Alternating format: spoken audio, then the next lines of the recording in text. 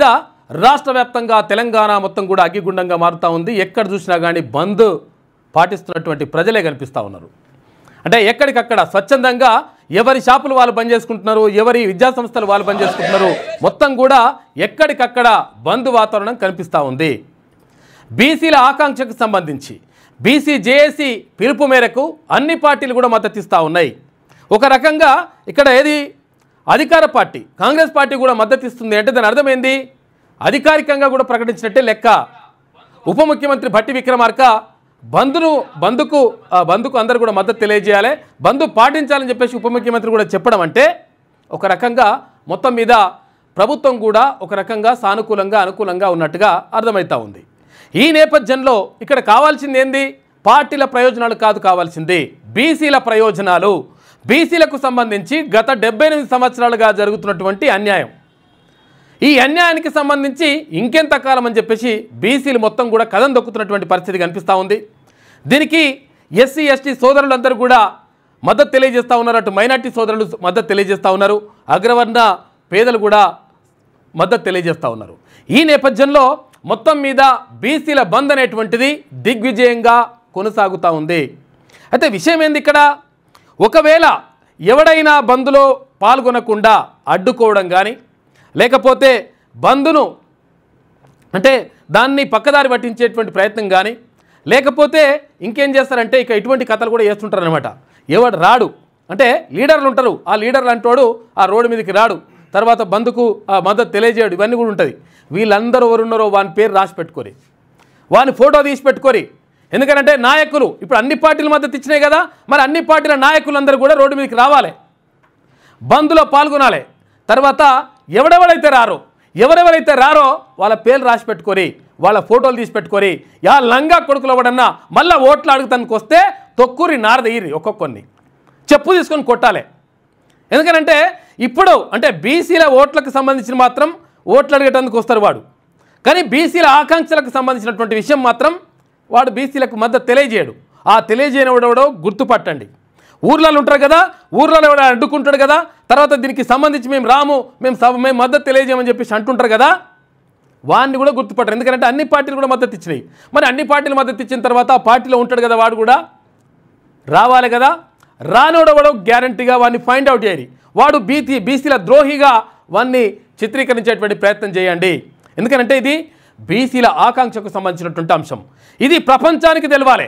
ఇది దేశవ్యాప్తంగా తెలంగాణలో జరుగుతున్నటువంటి బీసీలకు సంబంధించిన అంశం. ఇది తెలంగాణలో జరుగుతున్నటువంటి ఏదైతే ఈ బంద్ ఉందో ఈ బంద్ మొత్తం కూడా భారతదేశానికి మొత్తం కూడా తెలవాలి.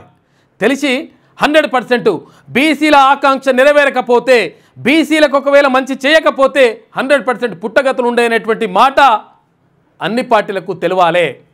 ఇప్పుడు పార్టీలు అనివార్యంగా తప్పనిసరి పరిస్థితుల్లో పార్టీలన్నీ కూడా మద్దతు ఇస్తూ ఉన్నాయి. ఎందుకంటే ఇక్కడ తప్పనిసరి పరిస్థితి క్రియేట్ అయింది. ఒకవేళ మద్దతు ఇవ్వకపోతే, ఒకవేళ బీసీలకు కనుక సపోర్ట్ చేయకపోతే మాకు రేపు రోజులు లేవనటువంటి విషయము స్పష్టంగా అర్థమైంది. కాబట్టి అన్ని పార్టీలు కూడా మద్దతు ఇస్తూ ఉన్నాయి, మద్దతు ఇవ్వాల్సిందే.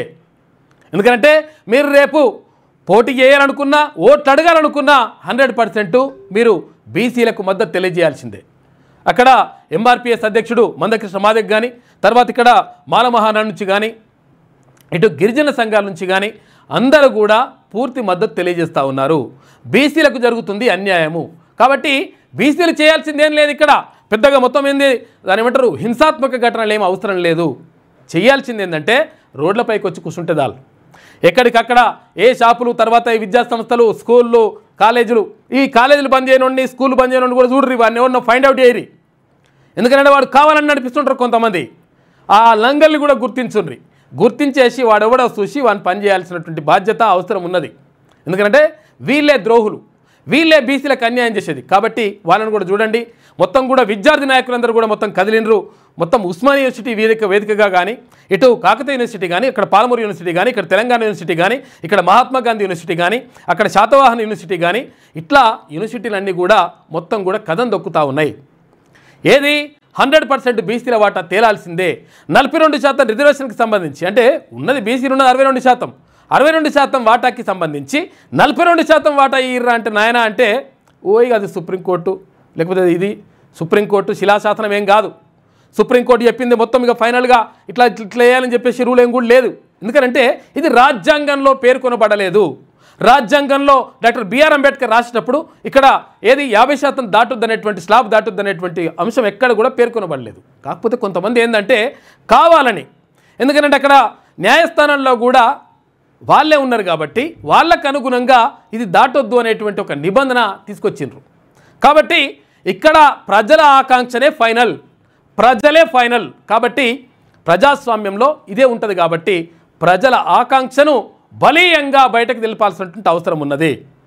కేవలం ఏం చేయాలి ఇప్పుడు, ఇక్కడ ఎవరైతే మంగళన్ ఉంటాడో నాయ బ్రాహ్మణ సోదరులు ఉంటారో నాయ బ్రాహ్మణ సోదరులు వచ్చేసి రోడ్ల మీదకి వచ్చేసి ఏది కటింగ్ చేయండి, తర్వాత షేవింగ్లు చేయండి, తర్వాత ఇక్కడ ఎవరు వడ్రంగులు ఉంటారో అంటే ఇక్కడ కుల వృత్తుల వాళ్ళందరూ కూడా రోడ్లపైకి రావాల్సిన అవసరం ఉన్నది. ఎందుకంటే వచ్చేసి అక్కడ ఏది బార్షలు తర్వాత ఇవన్నీ కూడా చెప్తారు కదా, ఎవరు ఇక్కడ విశ్వకర్మలు కూడా వాళ్ళ పని వాళ్ళకు వచ్చేసి ఇక్కడ చేయండి. తర్వాత ఇక్కడ రజకులు వచ్చేసి రోడ్ల మీద బట్టలు ఉతకండి. అంటే ఇక్కడ ఒక రకమైనటువంటి నిరసన ఇదంతా కూడా తెలియజేస్తే ప్రపంచానికి తెలవాలి, బీసీల ఆకాంక్ష అంటే ఏంటిదో తెలవాలి. కాబట్టి ఇక్కడ ఇప్పుడు గొల్ల కుర్మ సోదరులు అనుకో, గొర్రెలు తీసుకుని మొత్తం రోడ్డు మీద పెట్టుర్రి.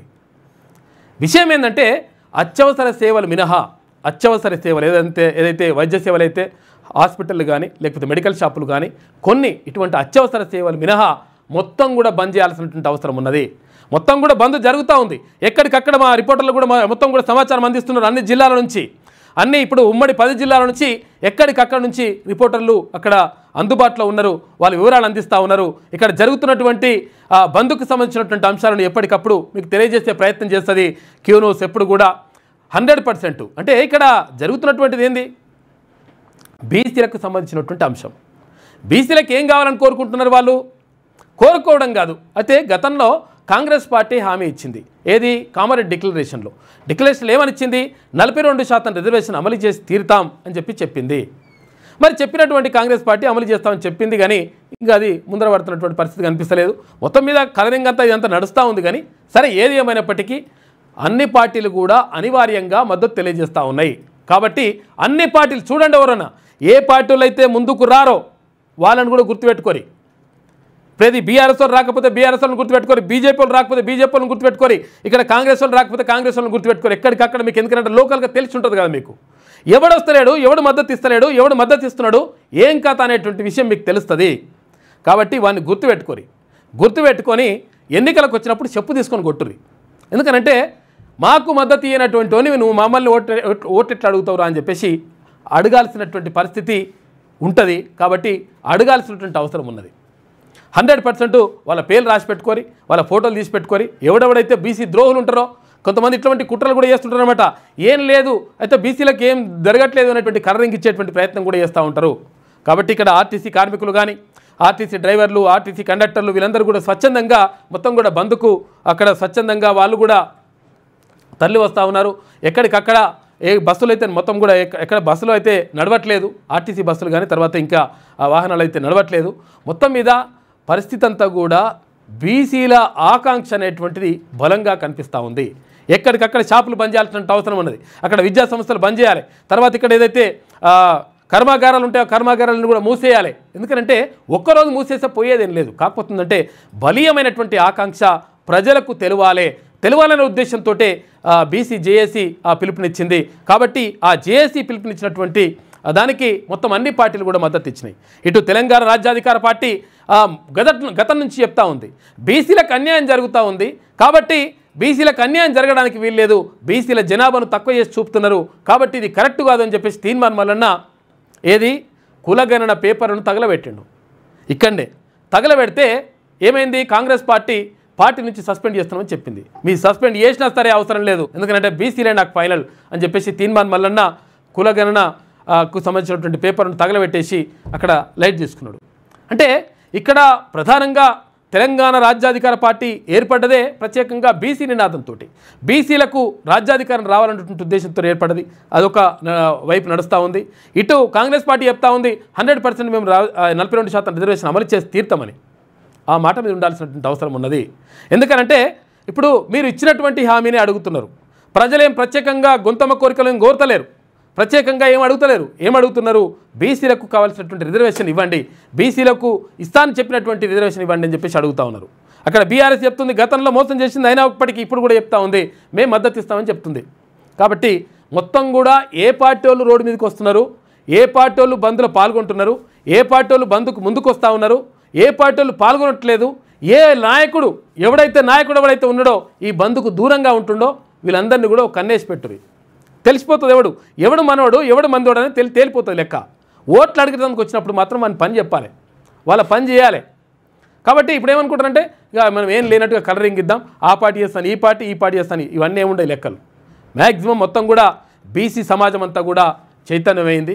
బీసీ నాయకులు, తర్వాత ఇక్కడ బీసీ సంఘాలు, ఇటు బీసీ ప్రజలందరూ కూడా రోడ్ల మీదకి వచ్చేసి ఎక్కడికక్కడ బంద్ను పాటిస్తూ ఉన్నారు. తర్వాత అన్ని పార్టీలు కూడా మద్దతు అయితే తెలియజేస్తూ ఉన్నాయి. తెలియజేయని చోట మాత్రం వానికి కనిపెట్టుండ్రు. ఇక కరీంనగర్ నుంచి మా మొత్తం మీద ఇక్కడ కరీంనగర్ కానీ, తర్వాత ఇక్కడ ఉమ్మడి నల్లగొండ కానీ, ఇక్కడ ఉమ్మడి పాలమూరు జిల్లా కానీ, ఇటు ఉమ్మడి రంగారెడ్డి జిల్లా కానీ, ఉమ్మడి హైదరాబాద్ కానీ, ఇటు ఉమ్మడి నిజామాబాద్ జిల్లా, ఇక్కడ ఉమ్మడి వరంగల్ కానీ, ఉమ్మడి ఖమ్మం జిల్లా కానీ, ఇట్లా ఉమ్మడి కరీంనగర్ జిల్లా కానీ, ఇట్లా మొత్తం అన్ని జిల్లాల్లో కూడా మొత్తం కూడా బీసీలకు సంబంధించినటువంటి నినాదం మారుమోగుతూ ఉంది. బీసీలకు సంబంధించి 100% చేయాల్సిందే. బీసీలకు మద్దతు ఇవ్వకపోతే ఇక పుట్టగతులు లేవనేటువంటి పరిస్థితులు కనిపిస్తూ ఉన్నాయి. కాబట్టి దీనికి సంబంధించి మొత్తం కూడా రాష్ట్ర వ్యాప్తంగా చర్చ జరుగుతూ ఉంది. తర్వాత నిన్న సిపిఎం ఒక కార్యక్రమం తీసుకుంది. రాజ్భవన్ దగ్గరికి వెళ్ళి ఎందుకు బీసీ బిల్లును మీరు ఆపుతున్నారు అని చెప్పేసి రాజ్భవన్లో గవర్నర్ని అడిగేటువంటి ప్రయత్నం చేసిండ్రు. వాళ్ళని అక్కడ అడ్డుకుంటే అక్కడనే ధర్నాకు దిగినరు. ఇట్లా బీసీ సంఘాలు కూడా ఎక్కడికక్కడ జిల్లాల వ్యాప్తంగా మొత్తం కూడా ధర్నాలకు దిగినాయి. తర్వాత ఎక్కడికక్కడ రాస్తారోకోలు చేస్తూ ఉన్నాయి. కాబట్టి ఇక్కడ డీజీపీ చెప్తా ఉన్నారు శాంతియుతమైనటువంటి నిరసన కొనసాగించవచ్చు అని చెప్తున్నాడు. కాబట్టి మనం శాంతియుతంగానే చేద్దాం, 100% శాంతియుతంగానే చేద్దాం. కాకపోతుందంటే ఇంట్లో ఎవడు పాల్గొంటున్నాడు, ఎవరు పాల్గొనట్లేదు, ఎవడు మనోడు ఎవడు మందోడు మాత్రం తెలుసుకోవాల్సినటువంటి అవసరం ఉన్నది. ఆయన చూడండి, ఆయన గుర్తుపట్టండి. వాడు ఒకవేళ ఎప్పుడైనా మళ్ళీ ఓట్లు అడగడానికి వచ్చినప్పుడు వాని పని పట్టాల్సినటువంటి అవసరం 100% ఉన్నది. ఎందుకంటే బీసీలకు సంబంధించినటువంటి అంటే మెజారిటీ పీపుల్ ఇక్కడ బిగ్ క్యాస్ట్ ఇది అంటే మొత్తం ఎక్కువ ఉన్నటువంటి అత్యధిక జనాభా ఉన్నటువంటి క్యాస్ట్. బ్యాక్వర్డ్ అని చెప్పేసిర్రు. వెనుకబడిన కాదు, వెనుకబడేసినటువంటి వర్గం ఇది. కాబట్టి వెనుకబడిన వర్గం కాదు, ఇప్పుడు ముందుకొచ్చింది అది. కాబట్టి 100% అక్కడ దళిత సోదరులు కానీ, తర్వాత ఇక్కడ గిరిజన సోదరులు కానీ, ఇటు ఎవరు మైనార్టీలు కానీ అందరూ కూడా మద్దతు ఇస్తూ ఉన్నారు. 100% బీసీలకు 42% రిజర్వేషన్ దక్కాల్సిందే. కాబట్టి ఇది 9th షెడ్యూల్లో పెట్టాలి, ఈ ఆర్డినెన్స్ తీసుకొచ్చి 9th షెడ్యూల్లో పెట్టాలని చెప్పేసి అంటున్నారు. కాబట్టి దీనికి సంబంధించి అందరూ కూడా పూర్తి మద్దతు తెలియజేస్తూ ఉన్నారు. రాష్ట్ర వ్యాప్తంగా ఏమేమి జరుగుతున్నాయో అవన్నీ కూడా చూద్దాం. దానికంటే ముందు మనం ఒకసారి మార్నింగ్ న్యూస్లోకి వెళ్దాం. ఈ న్యూస్ల మీద పెద్దగా మిగతా వార్తల కంటే ఇదే ఇంపార్టెంట్ వార్త, ప్రధానమైనటువంటి చర్చ దీని మీదే జరుగుతూ ఉంది. ఇవాళ బీసీ ఐకాస రాష్ట్ర బంద్, అన్ని రాజకీయ పార్టీలు, ప్రజా విద్యార్థి సంఘాలు, సంస్థల మద్దతు, అత్యవసర సర్వీసులకు మినహాయింపు. ఏవైతే ఎమర్జెన్సీ సేవలు ఉంటాయో వాటికి మాత్రం మినహాయింపు ఉంటుంది. ఎందుకంటే ఇప్పుడు హాస్పిటల్ కానీ కొంచెం ప్రాణాలకు సంబంధించినటువంటి అంశం కాబట్టి కొన్ని అంశాల్లో మినహాయింపులు ఉంటాయి. బీసీలకు రిజర్వేషన్లో న్యాయమైన వాటా కోసం శనివారం రాష్ట్ర వ్యాప్త బంద్కు బీసీ ఐకాస పిలుపునిచ్చింది. అత్యవసర సేవలు మినహా మిగతా రంగాలన్నీ బంద్ పాటించాలని సూచించింది. ఈ బంద్కు రాష్ట్రంలోని Congress, Bhajapa, Barasa, CPI, CPM, TJS, తర్వాత సిపిఐఎంఎల్, న్యూ డెమోక్రసీ, ఇటు మావోయిస్టు పార్టీతో పాటు ఎంఆర్పిఎస్, మాల మహానాడు, ఇటు టీఆర్పీ తెలంగాణ రాజ్యాధికార పార్టీ, ఇటు ఆదివాసీ గిరిజన సంఘాలు, మైనార్టీ, విద్యార్థి, ఇటు ప్రజా సంఘాల మద్దతు ప్రకటించగా మేధావులు సంఘీభావం తెలిపారు. ఆర్టీసీ బస్సులు బయటకు రానియకుండా నిలువరించడం, డిపోల ముందు ధర్నాలు, జాతీయ రహదారుల దిగ్బంధం, టోల్ ప్లాజాల వద్ద నిరసనలు చేపట్టనున్నట్లుగా ఐకాస బీసీ ఐకాస ప్రకటించింది. ఏమేం చేస్తా ఉన్నాయి ఇక్కడ? మేధావులు సంఘీభావం తెలిపారు. ఆర్టీసీ బస్సులు బయటకు రానియకుండా నిలువరించడం, డిపోల ముందు ధర్నాలు చేయడం, జాతీయ రహదారులు అంటే ఏవైతే నేషనల్ హైవేస్ ఉంటాయో వాటిని దిగ్బంధించడం, టోల్ ప్లాజాల వద్ద నిరసనలు చేపట్టనున్నట్లుగా ఐకాస తెలిపింది. దుకాణాలు, పెట్రోల్ బంకులు, ఇతర వ్యాపార కార్యకలాపాలంతా కూడా బంద్లో పాల్గొంటున్నారు. కాబట్టి ఇక్కడ విద్యా సంస్థలు ఏవైతే పాఠశాలలు కానీ, కళాశాలలు కానీ, కాలేజీలు కానీ ఇవన్నీ కూడా మొత్తం కూడా బంద్ చేస్తున్నటువంటి పరిస్థితి కనిపిస్తూ ఉంది. బంద్ చేయాల్సినటువంటి అవసరం ఉన్నది. ఎందుకంటే ఇది అన్ని ఆల్ పార్టీస్ ఉన్న తర్వాత ఇంకా ఆపేది ఒకటి దాన్ని అట్టెట్లా వద్దు అని చెప్పేటోళ్ళు ఎవరు? ప్రభుత్వం కూడా ప్రకటించింది. ఏమని ప్రకటించింది? ఉప ముఖ్యమంత్రి భట్టి విక్రమార్క చెప్పిండు, అంటే ఇది కేంద్ర ప్రభుత్వానికి వ్యతిరేకం అని చెప్పేసి అని చెప్తున్నాడు. సరే, ఎవరికి వ్యతిరేకంగా ఎవరికి అనుకూలంగా అనేటువంటి విషయం పక్కకు పెడితే, బీసీ నినాదం, బీసీల ఆకాంక్ష అనేటువంటిది ప్రపంచానికి గట్టిగా బలంగా వినిపించాల్సినటువంటి అవసరం 100% బీసీల పైన ఉన్నది. కాబట్టి అందుకోసం పాల్గొనాల్సిన అవసరం ఉన్నది. మీ వ్యాపారం అభివృద్ధి కావాలని కోరుకుంటున్నారా? అయితే వెంటనే క్యూనస్ని సంప్రదించండి. Schools, colleges, banks, shops, office promotions, land promotions, political promotions, restaurant promotions, hospital promotions, పుట్టినరోజు వేడుకలు, శుభకార్యాలు, వ్యాపారాలు ఏవైనా, సందర్భం ఏదైనా ఇప్పుడే క్యూనస్ ద్వారా తెలియజేయండి. మీ వ్యాపారాన్ని అభివృద్ధి చేసుకోండి.